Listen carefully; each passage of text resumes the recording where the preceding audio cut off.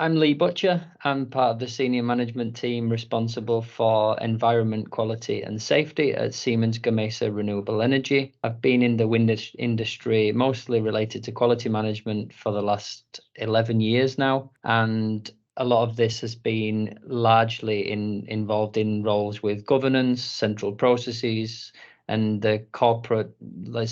quality landscape that covers the entire value chain from product design right through to the service organization for products in the field. Today, I'll be talking about the governance competence area of the profession map. The governance competence area in particular is extremely important because a lot of our professionals that are starting in a career in quality management understand that we do have policies, procedures, we have products and systems in place. However, they usually only see their individual part of them and how they contribute to one individual part. The governance competence area of the profession map really shows us how we can develop across our quality professionals, and we can take people from understanding that individual role that they have right through to being able to design the systems and be aware of the overall risks and designing multiple processes that fit together to make our companies a better place to be. On the homepage of the profession map, we can scroll down and we can identify the 5 clickable buttons that show the competence areas. So this time we're going to focus in the competence area of governance, and we're going to look at the 3 key components that make up the competence area: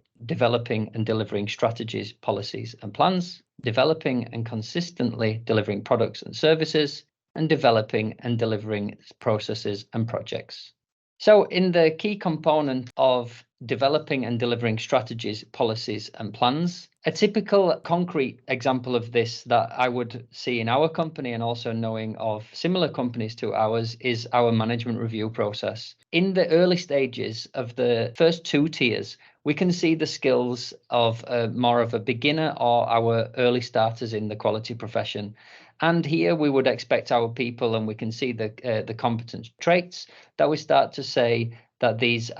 people understand that we have a requirement in place that we have to have a management review. We also understand the purpose of the management review, and some of the employees might have actually been part in either contributing or consolidating the specific management review for either your business or an area of your business that you're working in. When we move to the more advanced stages of tier 3 and 4, we start to develop this, and we start to see our quality professionals in these areas that are really determining how the content of the management review is gathered across the company, what strategic areas are we wanting to identify,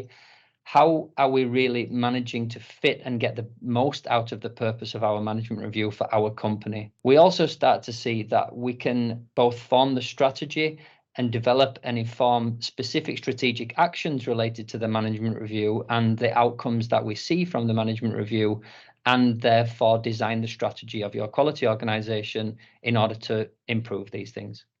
So when we come on to the second key component of developing and consistently delivering products and services, we can see again the tiers are split into the 4 levels, and we see that the summary of competences here really describe both the beginner levels of our profession and also the advanced levels. So if we take the concrete example this time of an NC management procedure that we might have to deploy or create for our companies, in the early levels of 1 and 2, we can, again, the beginner professionals can start to look at understanding the structure and the approach that our company might be taking towards non-conformity management and how we go through the stages of identifying non-conformities. We understand what we then need to do with them in case of our problem-solving procedures and routines that we have to go through. And we might also expect our people at this level to start to be able to interpret NC data and really identify key risks that are coming up and where there should be a trigger or an indication of where problem-solving, root cause analysis and corrective actions are needed to be put into place for the aspects of the NC management landscape that they're seeing, where we can see repeat defects or we can see major problems coming up. When we go into the further levels, again, this becomes a more strategic view of how do we actually develop and advise on our organization in terms of where we need to be taking direction. So this might be more to do with